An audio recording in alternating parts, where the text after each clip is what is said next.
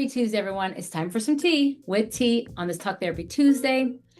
Let's talk about empathy. Empathy is one of the most beautiful qualities we can bring into relationships. It allows us to say, I may not agree with you, but I can understand why you feel the way you feel. Empathy allows us to slow down, listen, take another person's perspective, and connect with their experiences. But here's where empathy can become unhealthy. Empathy does not mean taking responsibility for what belongs to someone else. Their pain is not always yours to carry. Their choices are not yours to make. Their attitude is not yours to manage. Their consequences are not yours to prevent. And sometimes, especially if you're naturally nurturing or highly sensitive to other people's emotions, you can cross the line from empathy into emotional over-responsibility. You see someone struggling and immediately you think, how can I fix this? What can I do? Maybe I should step in. If I don't help, something bad might just happen. And before you know it, you're spending an exhausting amount of time trying to fix something that was never yours to fix. And that can lead to anxiety, unnecessary worry, frustration, exhaustion, anger, and resentment. Because eventually you start thinking, I'm always there for everybody, but who's there for me? Here's the truth. You can care without carrying. You can love someone and still allow them to experience the consequences of their choices.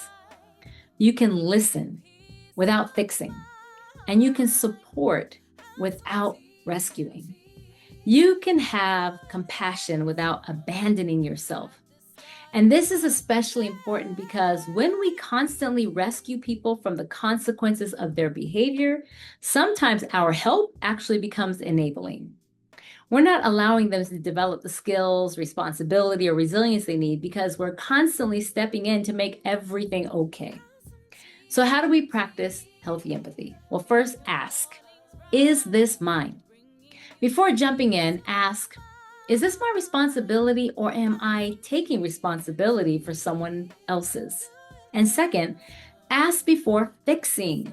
Instead of immediately offering solutions, say, do you want me to listen or are you looking for help finding a solution? Sometimes people need your presence, not your intervention. And third, practice compassionate boundaries. I said it, boundaries. You can say, I love you and I care about what you're going through, but I can't take this on for you. That's not being cold, that's being healthy. And finally, don't abandon yourself while caring for someone else. Check in with yourself often. Ask yourself, how am I doing? What am I feeling? What do I need? What can I realistically give? Because you're no good to everyone else if you're showing up for them while your whole world is falling apart. You don't have to stop being compassionate. You don't have to stop caring deeply. You don't have to become less empathetic. You simply have to learn the difference between being present for someone and becoming responsible for them. Healthy empathy says, I see you. I hear you. I care about you. I will support you where I can, but I will not lose myself trying to save you. And that's the balance. Because when you stop carrying what was never yours, you actually have more of yourself available to give. You can show up with love instead of exhaustion, with compassion instead of resentment, and with support instead of enabling, and with empathy without losing yourself. Well, that's it for today. I hope that you enjoyed your tea with T on this Talk Therapy Tuesday. Enjoy the rest of your day.